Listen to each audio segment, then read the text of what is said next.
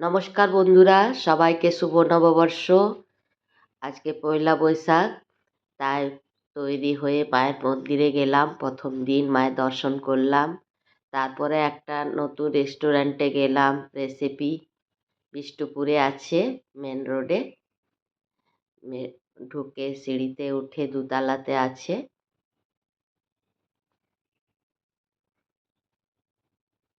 নতুন বছর দেখি নতুন রেস্টুরেন্টে গেলাম। ঢুকে দেখি পুজো হচ্ছে, বছরের প্রথম দিন। তারপরে আমরা সিটে টেবিল নিয়ে বসলাম।